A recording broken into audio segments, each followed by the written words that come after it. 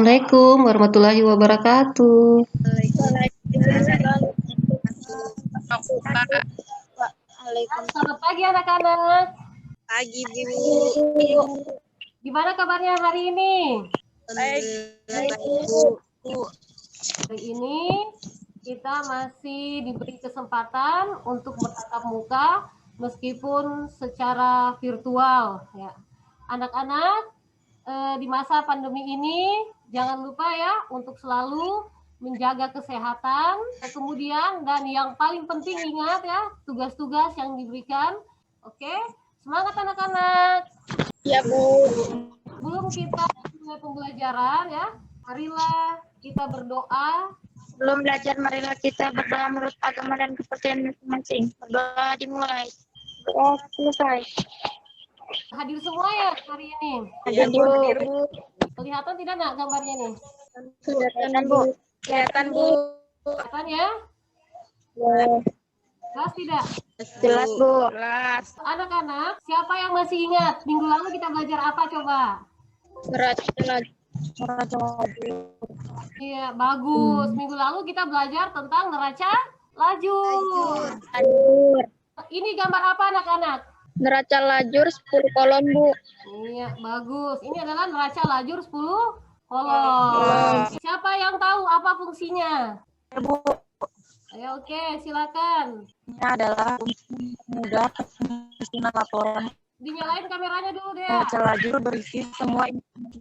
Bu. Iya, oke deh. Apa fungsinya neraca lajur? Perkiraan jurnal penyesuaian. Seperti yang dikatakan sama teman kalian tadi deh ya, neraca lajur itu fungsinya adalah untuk memudahkan dalam penyusunan laporan keuangan. Jadi anak-anak ya, adapun tujuan pembelajaran kita pada hari ini ya, yang Ibu harapkan ya setelah kalian mengikuti kegiatan pembelajaran kita hari ini, yaitu yang pertama, kalian dapat menguraikan informasi-informasi yang terkait dengan laporan keuangan perusahaan jasa. Kemudian yang kedua, kalian dapat mengidentifikasi macam-macam laporan keuangan perusahaan jasa. Dan yang terakhir, kalian dapat menyusun laporan laba rugi dan laporan perubahan modal. Kemudian anak-anak, jadi materi pokok kita ya, yang pertama pengertian laporan keuangan. Dan yang terakhir menyusun laporan laba rugi dan laporan perubahan modal pada perusahaan jasa. Oke anak-anak ya, nanti sebentar di kegiatan pembelajaran kita akan diskusi kelompok. Sebelum kita mulai pembelajaran, anak-anak disiapkan dulu alat-alat belajarnya, modulnya. Sudah siap LKPD-nya? Oke. Jadi anak-anak, siapa yang tahu jawaban dari soal ini? Ini misalnya ya, Tuan Ahmad mempunyai usaha bengkel. Pertanyaannya, berapakah keuntungan perharinya di Tuan Ahmad? Jawabnya 75.000 karena pendapatan dikurangi biaya. Oke, jawabannya 75.000. Selanjutnya ya, Ibu akan menjelaskan materinya. Yang pertama adalah pengertian laporan keuangan.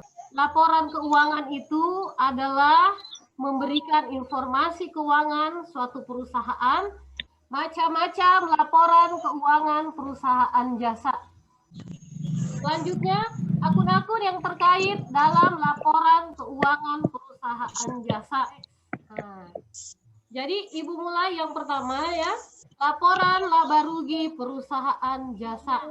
Bentuk laporan laba rugi ada bentuk multi step. Oke, anak-anak, selanjutnya single step ya, laporan perubahan modal. Selanjutnya ya, ini ada contoh soal neraca lajur salon sushi. Selanjutnya laporan perubahan modal. Sampai sini ada yang mau bertanya kan anak-anak? Nggak ada Bu. Penjelasan PowerPoint Ibu. Selanjutnya nanti ada video tutorial ya. Ini video tutorialnya. Nah, laporan keuangan itu sebenarnya ada pertama dan neraca. Neraca itu terdiri dari laba rugi ini terdiri dari pendapatan dan Udah lihat tutorialnya? Udah, Bu. Diskusi kelompok.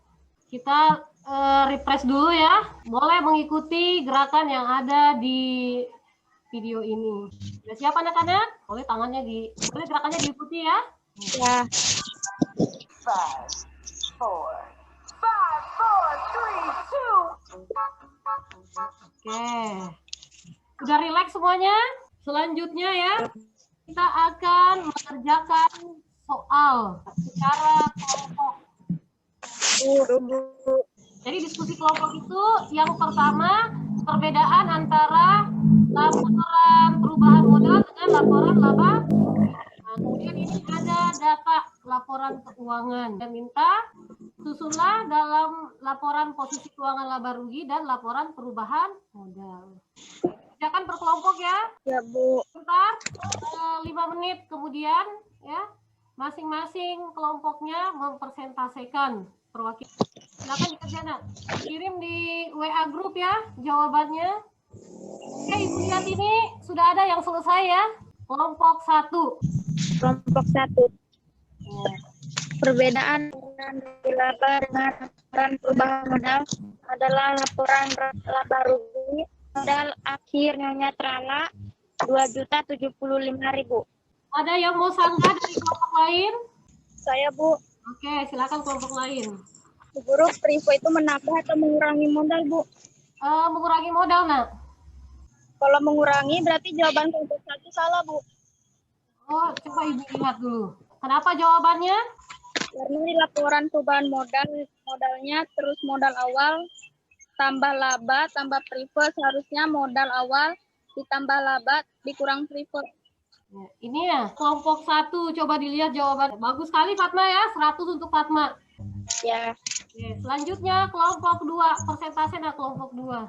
Saya akan mempresentasikan hasil kelompok 2.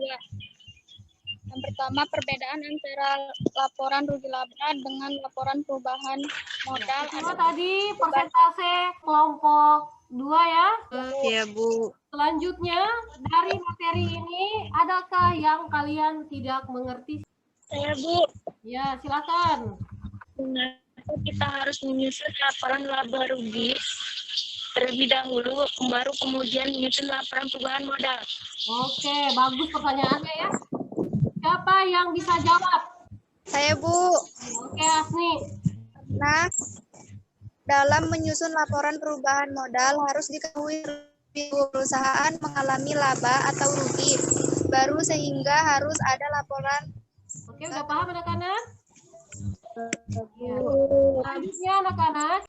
Jadi nanti untuk evaluasinya ya, kalian kerjakan secara sendiri-sendiri, mandiri.